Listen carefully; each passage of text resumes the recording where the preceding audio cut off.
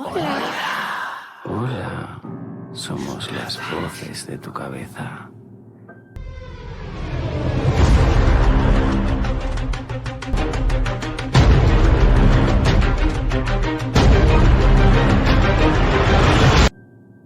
¿Te has dado cuenta de cómo te miran todos en la oficina? Se ríen de ti a tus espaldas.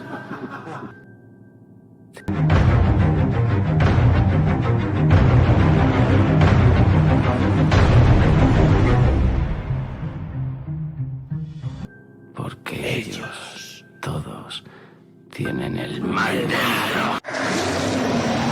El terror se acerca. Es el momento. En esta hora mágica, Miguel Ángel Bustos te invita a sentarte en la mesa de lo increíble, pero cierto. Quédate. ¿Te atreves?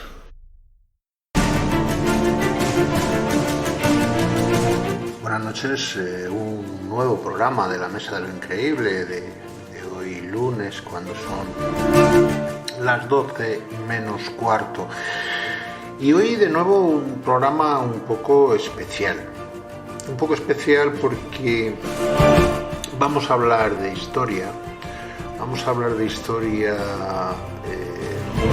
de España, y vamos a hablar de dos hechos concretos que pudieron significar un poco el cambio, no solo en lo que ocurrió en España, en el devenir de los hechos, sino lo que hubiera ocurrido incluso en toda Europa.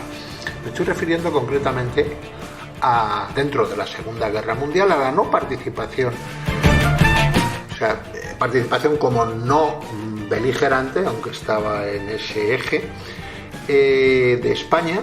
Y por otro lado, a un hecho que aún conocido, pero tampoco es de mucho de conocimiento muy público, como es la Operación Félix. La Operación Félix fue concretamente el proyecto, la estrategia, que estuvo totalmente terminado a falta de datar, a falta de poner fecha, y de algo bastante importante, que era la colaboración de España. Me estoy refiriendo a la invasión de Gibraltar por las tropas del Tercer Reich.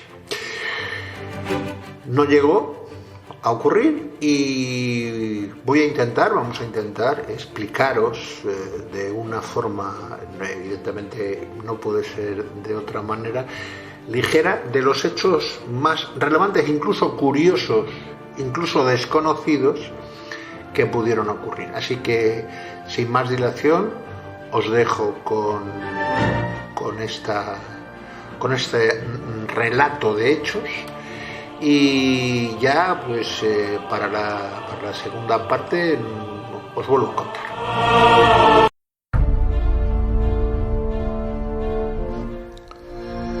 Operación Félix. Fue una operación planteada en la Segunda Guerra Mundial por parte del ejército de Hitler para, atravesando la península ibérica, conquistar, invadir Gibraltar. En toda esta planificación estaba claro que España tenía que decir algo, o se le daba la opción de decir algo, no se sabe muy bien. Para ello hay que retrotraerse, ¿no? Hay que retrotraerse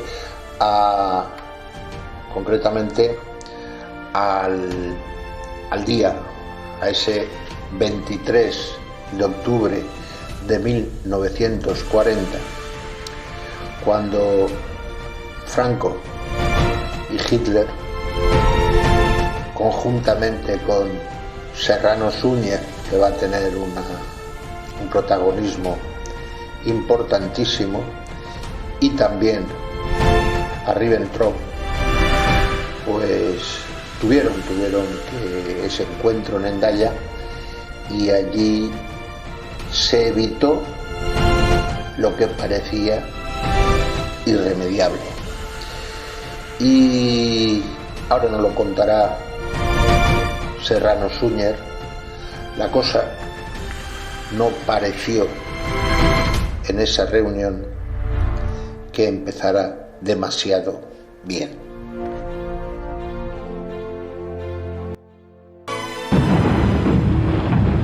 En Daya no salió bien porque no podía salir bien. Franco fue allí y claro, pues Franco tenía toda su historia. Franco no era un dialéctico ni un hombre acostumbrado. Y empezó a contarle a Hitler con todo detalle la historia, desde el Barranco del Lobo, desde el tiroteo del ferrocarril de las minas del Rif, en fin, desde el acuerdo internacional para el establecimiento de los mandatos y la injusticia con España y el duque de Almodóvar del Río y no sé qué, no sé cuántos. Eso al otro, pues, porque Hitler era un gran histrión. Cuando quería era una persona muy fina, cuando quería era una persona muy cariñosa, y cuando de verdad se dejaba abandonar a sí mismo era brutal y ordinario. Y mientras Franco piensa, yo soy el que conoce la historia, todo, y muy contento le explica todos los detalles, pues Hitler hace esto. Empieza a bostezar de un modo estertórico, sin nada, y Franco sigue, porque sí, entonces el duque de Almodóvar, y bostezó 15 o 20 veces seguidas, con una mala educación tremenda, que decía bien claramente, te admito, eso me importa 3 pepinos. Al día siguiente él se iba a Montuar a encontrarse con Petain. Previamente al encuentro en Daya del mes de octubre entre Franco y Hitler, Serrano Suñer había estado en Berlín durante, además, bastante tiempo, en el mes de septiembre, durante los días 17 y 29 de ese 1940, pues negociando toda una documentación que se tenía que presentar en ese encuentro. En resumidas cuentas, lo que Hitler pretendía era que cerrar el Mediterráneo. ¿Cómo se cerraba el Mediterráneo? Evidentemente por la parte que nos correspondía a los españoles, pues Gibraltar, Ceuta y el Canal de Suez. Es decir, cerrando eso, ese embolsamiento, pues traía consigo que las posibilidades de victoria en la guerra, uniéndose al norte de África, pues consideraba Hitler que era lo que se necesitaba, siempre con una protección especialísima a Canarias, por parte de que no hubiera una posible invasión, como así se podía ocurrir por parte de Inglaterra. España, por el otro lado, pues Franco lo que pretendía era, si acaso, subir una escalada más, un paso más, pasar de la de la neutralidad a la no beligerancia, que se daba de bruces con la necesidad de Hitler de que España participara en la contienda, en la Segunda Guerra Mundial. No se sabe muy bien si eso fue así o no fue así.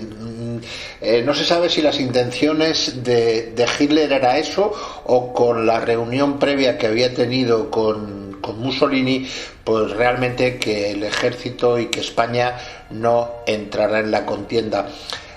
Franco le ocurría una cosa, y lo que le ocurría... Una guerra marítima, fue una guerra naval, y Franco sabía perfectamente que Hitler estaba bastante ayuno en estrategia naval, aunque luego tenía intuiciones sorprendentes en estrategia terrestre.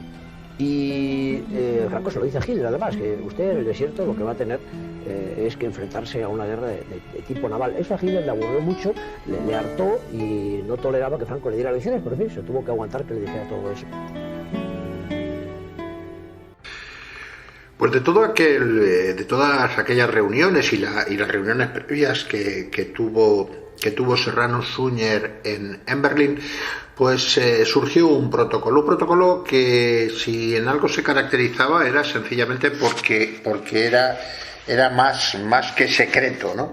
Entre otras cosas, se habla en su punto 1, dice: la entrevista celebrada entre el Führer del Reich alemán y el jefe del Estado español, que siguió a la que sostuvieron el Duce y el Führer, así como el intercambio de pensamientos entre los ministros de Asuntos Exteriores, etcétera, etcétera, etcétera, han servido para aclarar las posiciones recíprocas de los tres países a las particulares propias de la conducta de la guerra y de la política en general.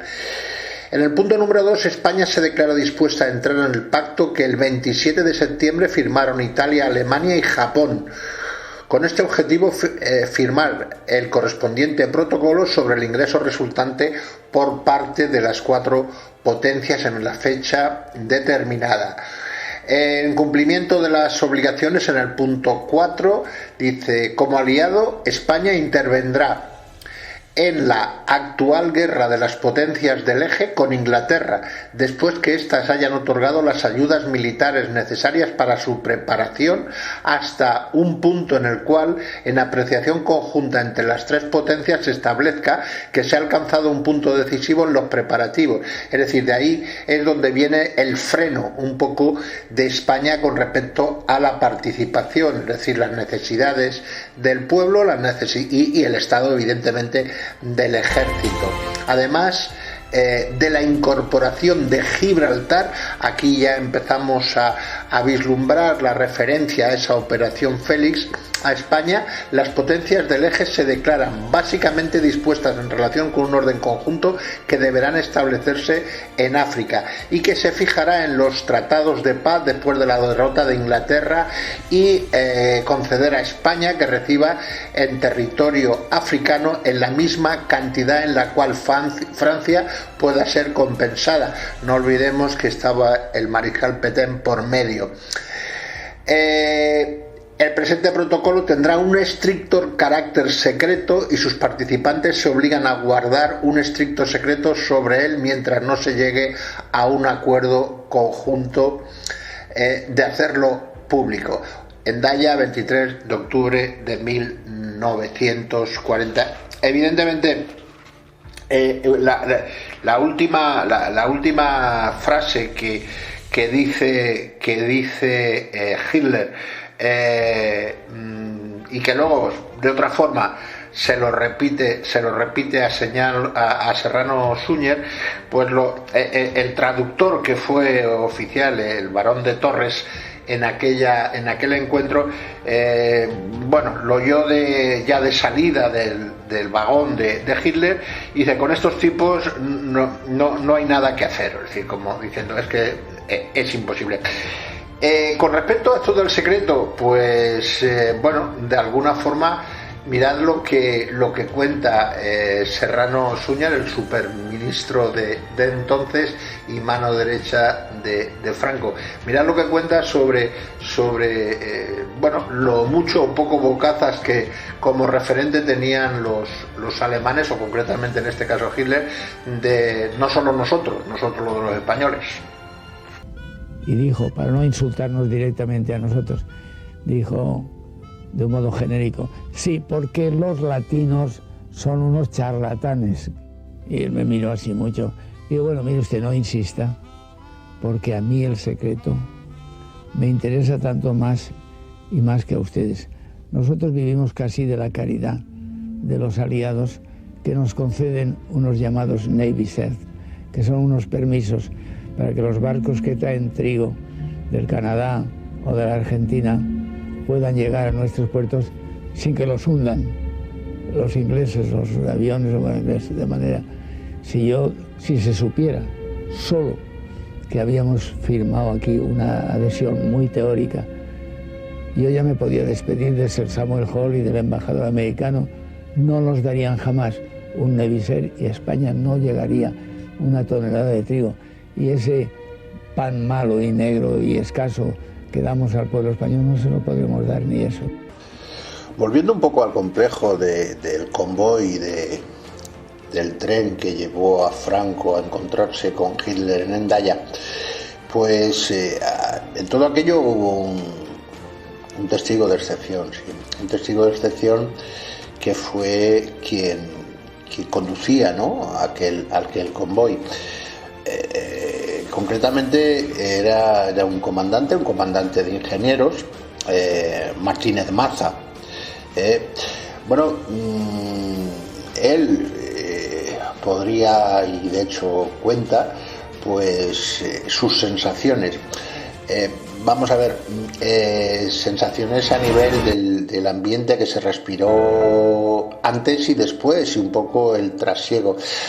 Hay otra cosa que antes de darle paso a él y a su esposa, que nos aclara un poquito la situación, hay que decir que con respecto al encuentro en Hendaya han habido, bueno, pues muchas historias que no son reales, ¿no? Por ejemplo, aquello que se dice que el tren, que Franco hizo retrasar el tren como 1 hora para de alguna forma dárselas y hacer esperar a Hitler. Eso no es cierto.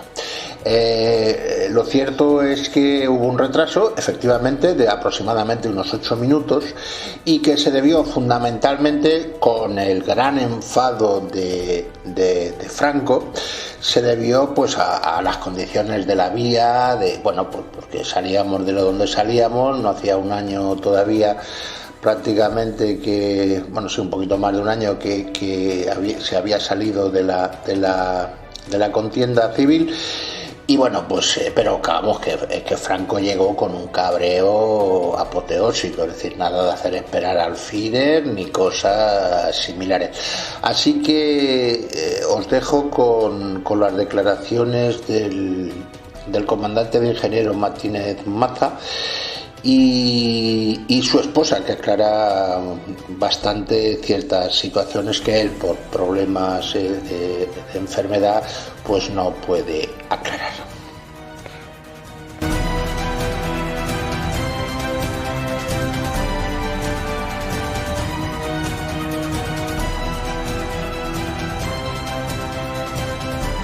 ¿Qué te recuerdas de aquello? ¿Que cogiste el tren en Irún? Nada, cogí el tren porque me han mandado. Sí, bueno. Y luego con ese tren llegaste hasta San Sebastián. El tren me han mandado llevar a Franco a la conferencia, el fui a Hendaya y luego a San Sebastián. Eso me han mandado a mí, el director de la Renfe. A la vuelta por nada, las caras ya muy serias. Las caras ya cambiaron. La prueba es que me vino a casa y me dijo cuando estábamos allí, le estoy preguntando, y me dice, oye, sabes que he notado la cosa muy seria. Aquí no me parece que ha habido ningún arreglo. Cuando bajaban a la Unión, cuando iban a hablar, cuando cambiaban de coches, que se iban al de más adelante, otros 2 coches que había más adelante. Él iba allí. Más adelante de la nuestra. Sí, era el coche de Hitler. El coche de Hitler. Coche francés o alemán. Sí, alemán. Yo estaba tranquilo y preocupado por si teníamos algún accidente y estaba con precaución en la máquina, por miedo si había algún estado o algún atentado o alguna cosa así. No había pasado ni tan siquiera una semana desde el encuentro en Hendaya cuando es llamado de nuevo a Alemania a hablar con el Führer, Serrano Suñer. Serrano Suñer, tal día como un 16 de noviembre de ese mismo 1940, ya digo, acaso escasamente 20 días, pues se debe presentar de nuevo y en Berchtesgaden, y esa era la población y donde tenía la residencia Hitler era en Berghof, en plenos Alpes suizos. y hacia allí se fue. Y ahí es de nuevo una intentona de ver cuál es la situación que se produce y hasta dónde los españoles están dispuestos o no. No se sabe muy bien si fue una estrategia por parte de Hitler, no se sabe muy bien, o fue sencillamente sondear si había cambiado en esos 20 días algo. Así que, y también es la primera vez que, ya aquí volvemos a hilar, es la primera vez que alguien de España, en este caso el ministro, el cuñadísimo que le llamaban, por ser cuñado de la esposa de Franco, es la primera vez que se le explica la Operación Félix, es decir, cómo se hubiera tomado, cómo se hubiera invadido Gibraltar. Así que de nuevo os dejo con Serrano Suñer para que así lo explique de su propia voz. Nosotros hemos creído y creemos en su victoria, la hemos deseado. Si hubiéramos podido, seguramente hubiéramos estado con ustedes. La pura verdad, como amigo, es que en España no puede de ninguna manera entrar en la guerra, empezando por nuestro ejército, que es glorioso y heroico, como usted ha dicho, le agradezco mucho porque es la verdad. Pero hoy nuestro ejército es un ejército anticuado, es un ejército inerme, es un ejército que no tiene ninguna de las armas de la instrumentación tremenda, moderna, que se exige para una nueva manera de hacer la guerra que usted ha introducido en el mundo. Y me dice, pero ¿tendría usted inconveniente en pasar a un salón de aquí al lado, a un salón un poco más grande que esto, donde el general York, mariscal Keitel, Braustin, le explicarán a usted cómo estaba preparada la operación de Gibraltar y del Mediterráneo?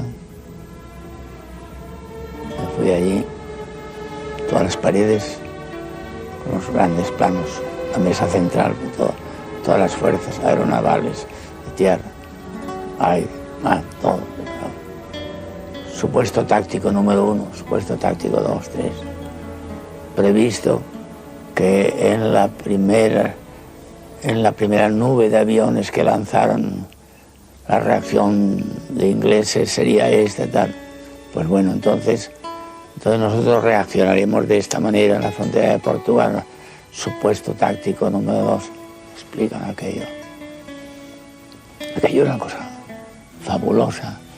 Y termina la explicación y el triunfador me mira así como diciendo, ¿qué le parece a usted? Y yo digo, sí, mire usted, yo no dudo, porque me impresiona esto, no dudo. Todo el mundo sabe que ustedes son maestros en el arte militar y en el arte de la guerra. Ustedes son maestros. Por consiguiente, esto será una perfección. Pero yo soy profano. Y yo en mi profanidad no puedo seguir ni en las explicaciones de nada de esto. Yo pensé, ¿qué hubiera ocurrido si el que va en representación del gobierno español es un militar? No digamos ya al estilo loco de Yahweh, aún al estilo sereno del viejo Vigón. ¿Qué hubiera ocurrido a un militar? Que le están explicando. La operación iba a durar 36 horas. ¿Qué le están explicando? Que Gibraltar, dentro de unos días, puede ser español, el sueño de todos los españoles militares. Y de allí si hubiera venido el entusiasmado, fuera Yahweh, fuera el otro, y hubiera visto a Franco y no hubiera dicho, bueno, mira, ya con la crudeza con que aquella gente hablaba, estamos hartos de todas estas puñeterías, de tanta palabra, eso es España y lo tiene, tal. Y Franco, muy africano y muy lento y muy cachazudo, también era militar. Hasta aquí era un poco el relato oficial, ¿no? Pudiéramos decir que se conoce de esos encuentros que hubieron previos en y posterior al encuentro de Hendaya entre Hitler y Franco. Bueno, pero resulta que según el historiador Togores, pues hay algo más que contar. Hubo como una segunda entrevista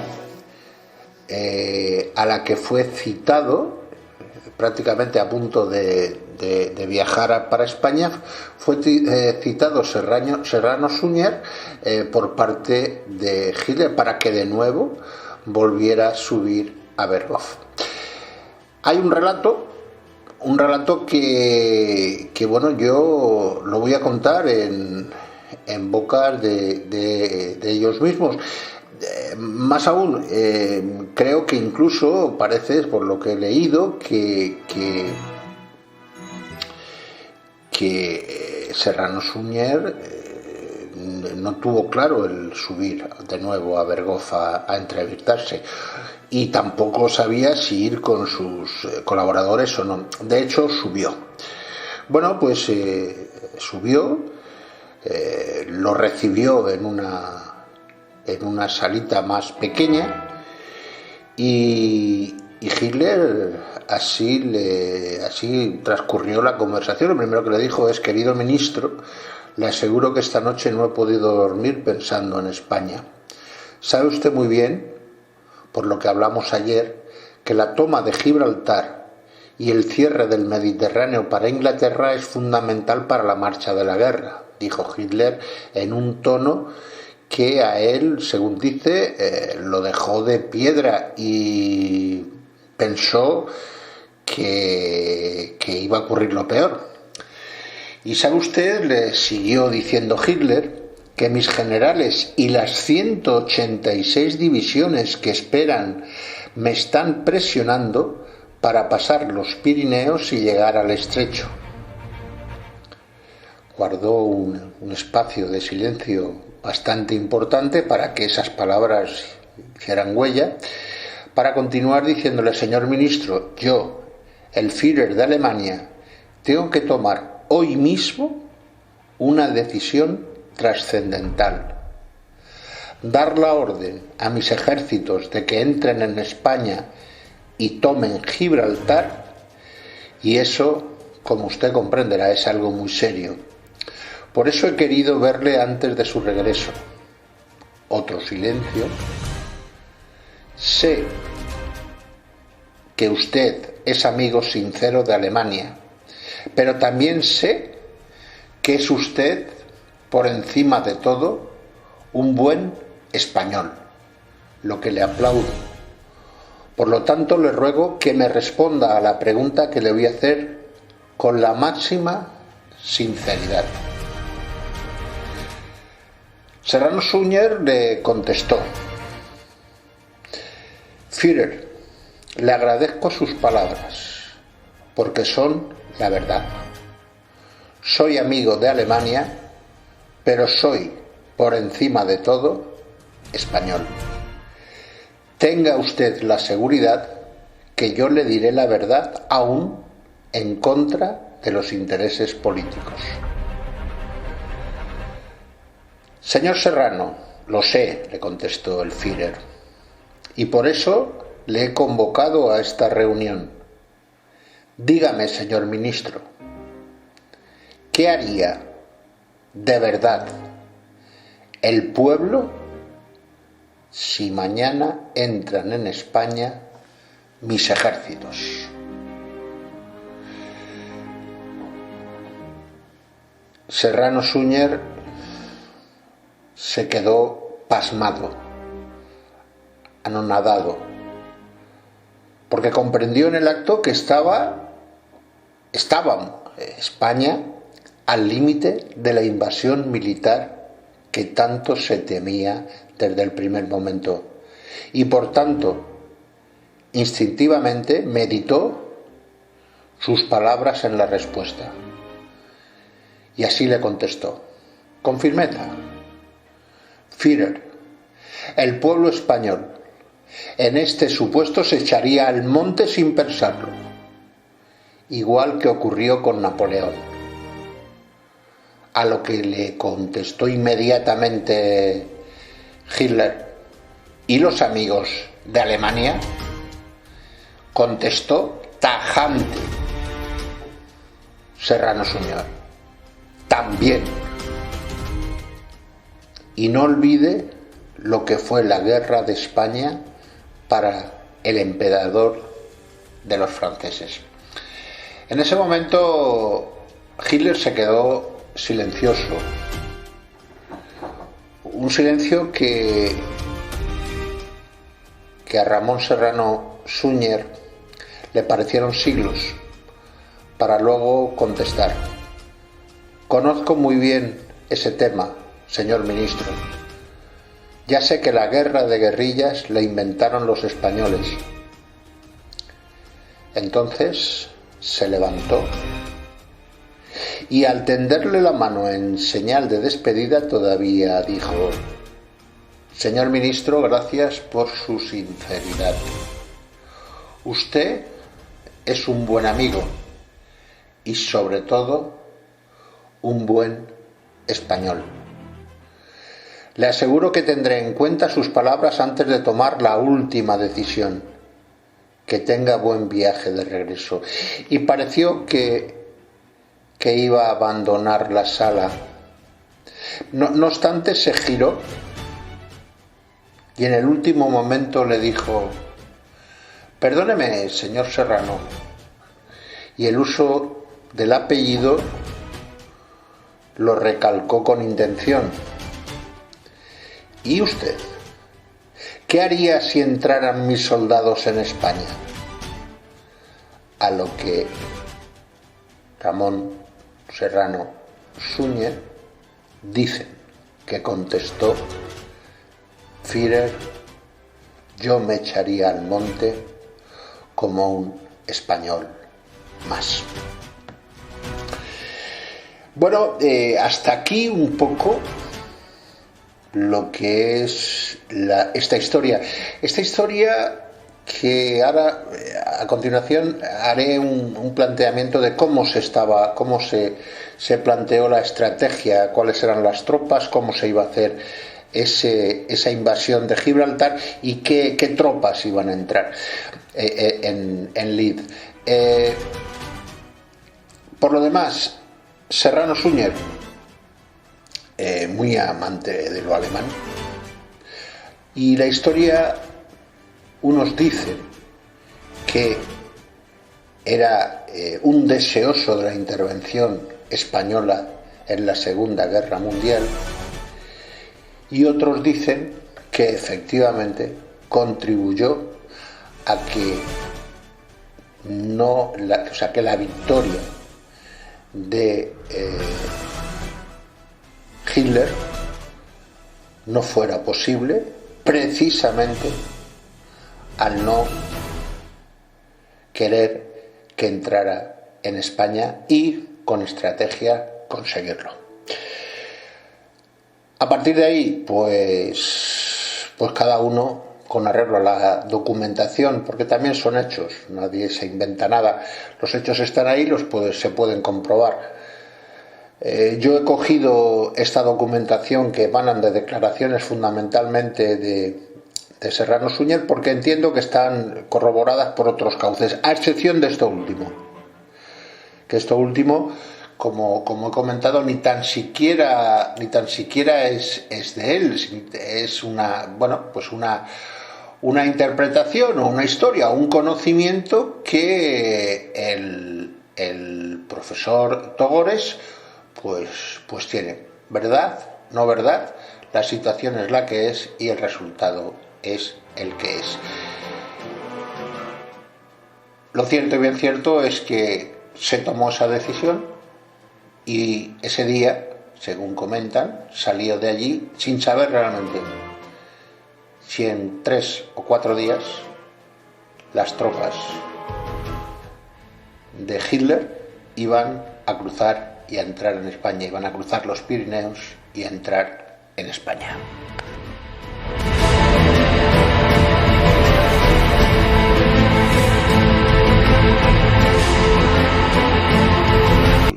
Éramos la división Edelweiss. Había cientos de soldados protegiendo la montaña de 400 metros de altitud. Estaba muy orgulloso de ser un soldado de la división de montaña. Pocas horas después, llegaban los granaderos del regimiento de infantería motorizada Großdeutschland, del conde von Schwerin, la guardia de élite de la infantería alemana. También llegaron los valientes zapadores de asalto del coronel Franz Geiger, las baterías de artillería de campaña del regimiento 79, especializado en el combate en zonas montañosas, o aquellos batallones de lanzacohetes. En total, la división de asalto iba a estar formada por 16.000 hombres escogidos, dotados del más moderno equipo. La moral estaba por las nubes tras la victoria sobre Francia, y nadie dudaba que no habría objetivo que pudiera resistir a una fuerza como la que se estaba formando. Mientras en el alto mando del ejército se iban precisando siempre con la colaboración española las diferentes soluciones a los problemas logísticos y de transporte, el plan para el asalto de Gibraltar quedó ultimado hasta sus últimos detalles. Poco después, el OKW dispuso del calendario de ejecución de la operación contra Gibraltar, por primera vez identificada como Unternehmen Felix, y pusiera en marcha los mecanismos necesarios para conseguir de los españoles la fecha de entrada en la guerra.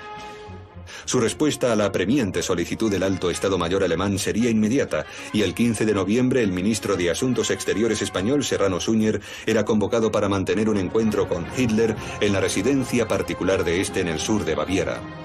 3 días después, Serrano llegaba a la estación de Berchtesgaden, y desde allí era conducido en automóvil hasta el llamado Berghof.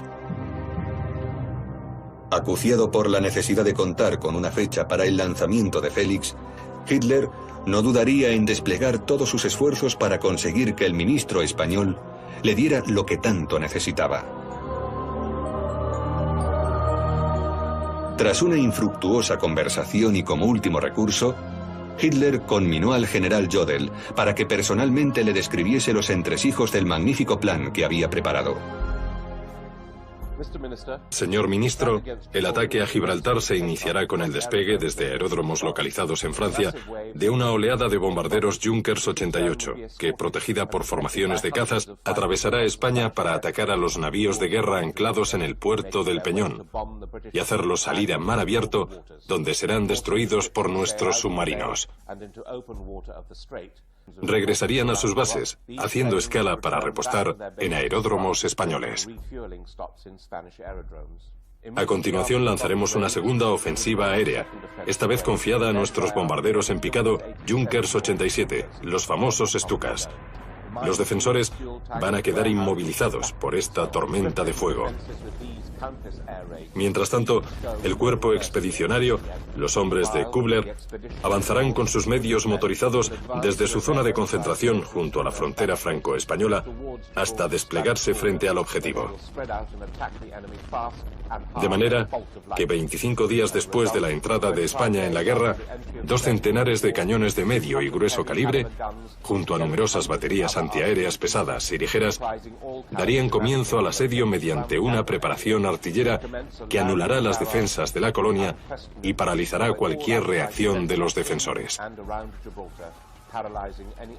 Finalmente, y apoyada por el bombardeo de precisión, la fuerza de choque terrestre se lanzará finalmente contra las posiciones de la cara norte, apoyada por una acción anfibia en la zona del Muelle Viejo. Los zapadores de asalto y la infantería del Großdeutschland superarán las defensas, tomarán el aeródromo y llegarán hasta las murallas y el castillo. Luego los alpinos tomarán la vanguardia y ocuparán las alturas a las pocas horas del inicio del ataque. En 36 horas nos habremos hecho con el control de la estratégica base. En previsión de una posible acción británica contra Portugal, se ha previsto también que otro cuerpo de ejército, compuesto por unidades blindadas y motorizadas, penetre en España a continuación de las fuerzas de Kubler para desplegarse frente a la frontera lusa. Lo hemos estudiado a fondo y la toma de Gibraltar es militarmente posible. El plan de ataque está listo. Las fuerzas preparadas y los mandos se encuentran esperando la orden de iniciar la operación. Gibraltar puede ser tomado en 36 horas. Ha llegado pues el momento. España tiene que hacer frente a lo que ha firmado y de un plumazo recuperar el territorio perdido después de 300 años. Y el 4 de diciembre no dudaría en enviar a España al almirante Canaris para que convenciera a Franco de la urgente necesidad de la entrada de España en la guerra. Todas las esperanzas se frustraron cuando Canaris informó de que, parapetado en los mismos argumentos de siempre, Franco lamentaba no poder proporcionarle la fecha requerida. El telegrama de Canaris, informando del fracaso de su misión, convenció a Hitler de que la Operación Félix no podía ser ejecutada en tanto no se dieran las condiciones políticas. Una semana después comenzaría el proceso de disolución del cuerpo expedicionario y el 10 de enero de 1941 se ordenaba la cancelación de todos los preparativos en relación con Félix. La Operación Félix simplemente se había salido de tiempo y Hitler no tuvo más remedio que aceptar, tal como quedaría recogido en el diario de operaciones del alto mando, que debía permanecer suspendida hasta que no se diesen las condiciones políticas adecuadas. Hitler volvería una y otra vez a pensar en aquella oportunidad perdida, en aquella ocasión en que por muy poco no consiguió hacerse con la llave de la victoria. ¿Qué hubiese ocurrido si, gracias a la posesión de Gibraltar, Rommel hubiese tenido los suministros necesarios para tomar Alejandría y cerrar definitivamente el Mediterráneo? ¿Qué hubiese pasado si, tras cruzar Oriente Medio, el avance de la Wehrmacht sobre Stalingrado hubiese estado apoyado por un segundo avance desde el Cáucaso? Preguntas y más preguntas atormentaban la mente del Führer en los duros años en que los vientos de la guerra se habían vuelto claramente en contra de Alemania. No es de extrañar que en cierta ocasión, estando en el Berghof ante un grupo de fieles seguidores y en una especie de lamento, comentara: Gibraltar, queridos amigos, Gibraltar.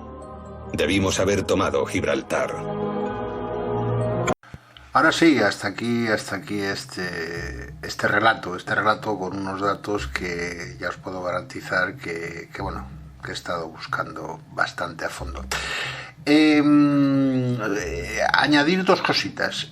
Hablan de ahora con el plan de Félix, que los aviones alemanes repostarían en aeródromos españoles en su retorno. Os puedo decir que dos seguro que eran, uno de ellos era concretamente en Antequera y el otro era en La Roda. No he encontrado más constancia que esos dos. Así que, espero que por lo menos os haya ilustrado.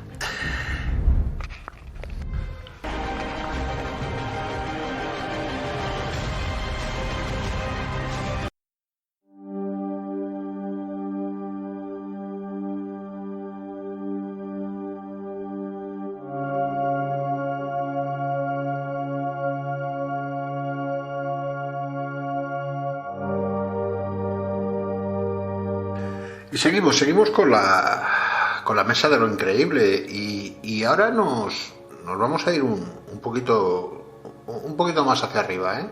Pero antes de mirar hacia arriba, lo que vamos a hacer es vamos a mirar a Europa y vamos a mirar a Estados Unidos y vamos a mirar a ciertas películas. Sí, os cuento. Vosotros habéis visto Deep Impact, ¿verdad? Y en Deep Impact, ¿qué pasa? Pues que un asteroide va a chocar con la Tierra y, pues hay que inventársela, pero cuando ya el asteroide viene de camino, cuando ya el desastre está ahí. Vamos a Armagedón. Y en Armagedón pasa prácticamente lo mismo.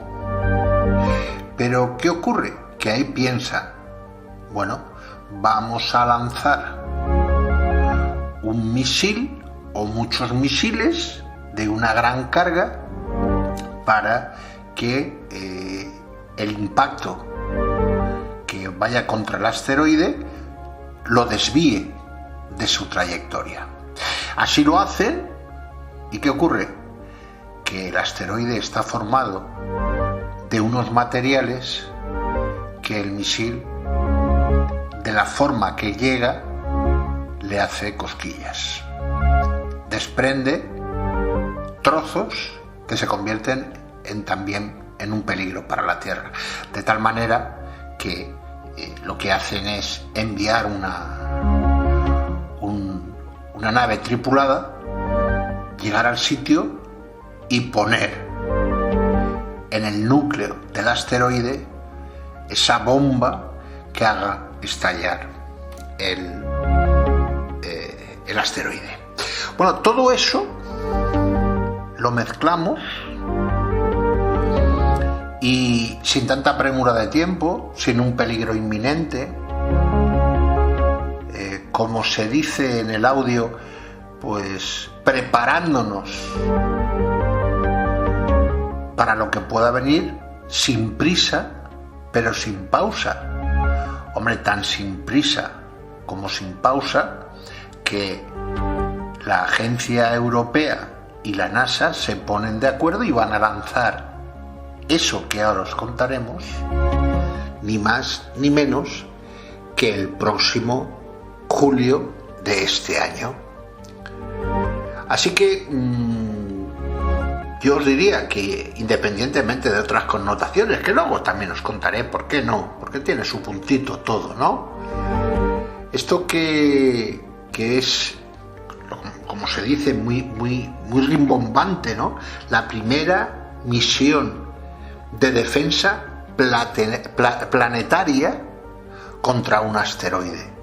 Pues todo eso se convierte en algo satisfactorio, algo positivo, algo de que si en un momento determinado hay un asteroide que se acerque a la Tierra con peligro, pues tengamos las armas para poderlo solventar. Un planeta que puede autodefenderse de algo exterior. Así que yo os voy a dejar ahora con este audio, donde os va a explicar exactamente y además de forma muy clara y muy comprensible de qué se trata esto. Algo curioso y algo que realmente, bueno, pues de una forma u otra, por esto que llevamos una temporada que todos los cohetes que tiramos desde Europa explotan, esperemos que este no, y que cumpla ese cometido que es tan interesante. Luego al final, bueno, os contaré alguna cosita a nivel de profecías y todo eso relacionado con todo esto, como no puede ser de esta manera. Así que os dejo ya con esta persona que os va a contar cosas muy curiosas. La Agencia Espacial Europea ha destinado 130 millones de euros para poner en marcha una misión de defensa planetaria. El objetivo es proteger nuestro mundo del posible impacto de un asteroide. Para ser exactos, el contrato de la ESA es de 129,4 millones de euros. Con esto quiere cubrir el diseño, la fabricación y las pruebas de Hera, que es como se llama la primera misión europea para la defensa planetaria. Hera lleva el nombre de la diosa de la antigua Grecia del matrimonio, esposa de Zeus y extremadamente celosa, cruel y vengativa. Es lo que tenían los dioses de la antigua Grecia, podían ser muy bondadosos y también todo lo contrario. Pero esta va a ser una misión bondadosa. Advierto que quizás me emocione y me ponga un poco épico en pero es que esta misión no es solo ciencia. Esta misión pondrá las bases para que por primera vez en la historia de la Tierra una especie tenga la capacidad de defender su mundo de los impactos de los asteroides. La misión de la Agencia Espacial Europea consistirá en enviar una sonda junto a la nave estadounidense de la NASA DAR, siglas en inglés de Redirección de Doble Asteroide. Su objetivo será encontrarse por primera vez con un sistema de asteroides binarios. Se llama Didymos. Esta clase de asteroides es poco conocida, pero representa alrededor del 15% de todos los asteroides identificados. Como ya digo, Didymos es un asteroide binario, y esto significa que está compuesto de dos cuerpos. El principal es del tamaño de una montaña, tiene 780 metros de diámetro, y está orbitado por una luna de 160 metros de diámetro, conocida popularmente como Didiluna, aunque las autoridades astronómicas le han cambiado el nombre hace poco, y ahora oficialmente se llama Dimorphos. Con sus 160 metros de diámetro es un tamaño muy respetable, es aproximadamente del mismo tamaño que la Gran Pirámide de Giza en Egipto. Y si os preguntáis qué ocurriría en caso de impacto con la Tierra, no sería el fin del mundo, pero sí que causaría un gran desastre regional y puede que tuviese un impacto en el clima del planeta durante una buena temporada. La idea de los científicos es aplicar un plan para intentar desviar al asteroide más pequeño. De esta forma se podrá evaluar la capacidad y los recursos que serían necesarios para poder desviar un asteroide que realmente esté en ruta de colisión con la Tierra. Aunque hay que aclarar que este sistema binario de Didymos en la actualidad no representa ninguna amenaza para nosotros, se utiliza simplemente como campo de pruebas. La nave de la NASA DART se lanzará en julio del 2021. Será la que golpea al asteroide más pequeño. Como podéis imaginar, la DART se destruirá en el impacto. Y aquí es donde entra el trabajo de la sonda ERA, que será la encargada de hacer un seguimiento y un estudio detallado del efecto que causó el impacto en el asteroide. Para conseguir esto, la sonda ERA, que tendrá el tamaño de un escritorio, dispone de múltiples tecnologías novedosas, que le permitirán la navegación autónoma alrededor del asteroide. Tener en cuenta que intentar orbitar un asteroide tan pequeño que apenas tiene gravedad resulta extremadamente difícil, pero la sonda ERA lo podrá hacer, además de forma similar a cómo lo hacen los autos sin conductor, y con ello podrá recopilar datos científicos cruciales para ayudar a los investigadores a diseñar futuros planes de defensa planetaria y también a comprender mejor cómo son y de qué están compuestos los asteroides. ERA también desplegará los primeros nanosatélites o CubeSat de Europa en el espacio profundo. Espacio profundo es como se llama a lo que hay más allá de la órbita de la Tierra. Y los nanosatélites hacen honor a su nombre, ya que se tratan de satélites en miniatura construidos a partir de cajas de 10 centímetros, de ahí lo de CubeSat. A todo esto hay que sumar que ERA dispondrá de una tecnología que le permitirá ser la primera que haga un sondeo de radar del interior de un asteroide. Para ello llevará una versión actualizada del sistema de radar que llevaba la nave Rosetta de la Agencia Espacial Europea en su misión al cometa 67P Churyumov-Gerasimenko durante los años 2014 y 2015. ERA será lanzada en octubre del 2024. Se espera que el impacto de DART en la Didiluna sea en septiembre del 2022 y que altere, al menos un poquito, la órbita alrededor del cuerpo mayor, además de crear un cráter de un tamaño sustancial. Esta luna asteroidal se convertirá en el primer cuerpo celeste en tener sus características orbitales alteradas por la intervención humana, aunque no será el primero que tenga las características físicas alteradas, tal y como dice el comunicado de la Agencia Espacial Europea. Aquí tengo que corregirles, porque se olvidan que esto lo consiguió la sonda Deep Impact de la NASA, que impactó con el núcleo del cometa 9P Tempel 1, el 4 de julio del 2005, creando un cráter muy respetable de 150 metros de diámetro. Y eso sin contar los ya numerosos cráteres que varias naves espaciales van dejando en la Luna o Marte, debido a que se han estrellado contra estos cuerpos, ya sea por un desgraciado accidente o de forma voluntaria, para estudiar precisamente el impacto ocasionado. ERA llegará al sistema Didymos a finales del año 2026. Su misión de recopilación de datos durará al menos 6 meses. En la misión de ERA participan los 17 Estados miembros de la Agencia Espacial Europea. De ellos, Alemania está en la vanguardia. Se encarga del diseño e integración general de la nave espacial, de las principales cámaras de navegación, de los tanques, los propulsores, la antena de alta ganancia, las ruedas de reacción y la unidad de memoria masiva.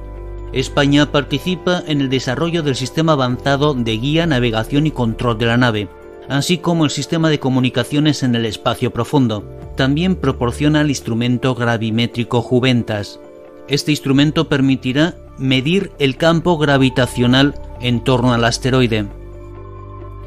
El control de la misión ERA se basará en el centro ESOC, siglas en inglés de Centro Europeo de Operaciones Espaciales, que la ESA tiene en Darmstadt, Alemania.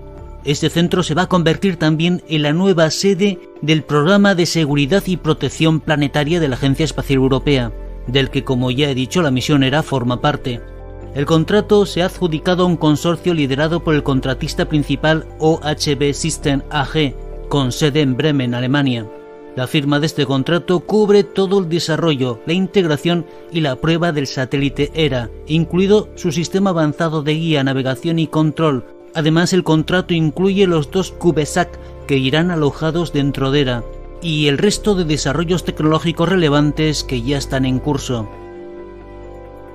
Si todo sale bien, los científicos van a disponer de una enorme cantidad de datos sobre cómo son los asteroides y también qué se debe hacer para evitar el impacto con uno de ellos y de esta forma salvar la Tierra. Ante todo, darle las gracias a Antonio Rodríguez de Expoplaneta, que como siempre son aciertos todo lo que comenta y todo lo que explica es un acierto, es un verdadero placer y un verdadero honor el poder contar con su intervención. Claro, todo esto es muy científico, todo esto es muy serio, pero hay que ponerle esa puntita, ¿no? Hay que ponerle esa puntita de misterio, esa puntita de lo desconocido, esa puntita, porque si todo lo supiéramos, si todo estuviera pues catarrocha descubierta, pues difícilmente tendría ese saborcito que nos gusta tanto del misterio. Por eso yo voy a añadir una cosita, voy a añadir lo de este pintor, ¿no? Este pintor que aparte de pintor era un poco como brujo, ¿no? Que hacía un dibujo a mano y inmediatamente al lado pues como las cuartetas pero en prosa, de Nostradamus, ¿no? Es un poco, le llaman algunos el Nostradamus argentino, y el tío ha acertado alguna cosa, Torres Gemelas, en fin, alguna cosita. Si queréis echar una miradita por ahí y buscarle un poco, creo que pasaréis un rato divertido. Ya veis, es Benjamín Solari para Vicini. Entonces, bueno, os dejo con lo que tiene él en predicción. ¿Qué es lo que tiene en predicción para estos impactos? Estos impactos. Dentro de esto de las colisiones con asteroides y con caídas de elementos de asteroides sobre la Tierra, bueno, pues las profecías de Benjamín Solari y Parravicini pues tiene pues alguna que otra. En 1938 cuenta que cae sobre la Tierra el día 5 del 5 de los 5 el golpe de fuego estelar. Caerá en las regiones del Gibraltar y de las Islas Baleares 3 días allí, 2 en América del Norte y por fin un día de 5 horas en las Antillas. El fuego purificará. También en 1938, de nuevo, Benjamín Solari, este pintor, poeta o dibujante poeta, escribe y dibuja como una espiral en forma de círculo, en el cual choca contra él pues un circulito más pequeño y escribe cataclismo, fin de fin. Un planeta será herido por un planeta apagado que rueda los espacios. El planeta será la Tierra. La herida en el choque será en la parte sur del hemisferio norte y arrancará gran parte de su colofón. Entonces, el mundo Tierra, en el sacudimiento, dará un volcón igual al que dio cuando le fue arrancado el trozo de América del Sur, hoy llamado en el alto Luna. De nuevo el diluvio, de nuevo la oscuridad, de nuevo el eje en su lugar, de nuevo el rodar y un nuevo mar en el foso dejado. Y de nuevo otra luna que brillará más. Pues hasta aquí la mesa de lo increíble del día de hoy. Como siempre, la mesa, lo increíble, pero cierto. Y este que os habla, Miguel Ángel Bustos. Si queréis, la semana que viene, más. Aquí estaremos. ¿Y vosotros?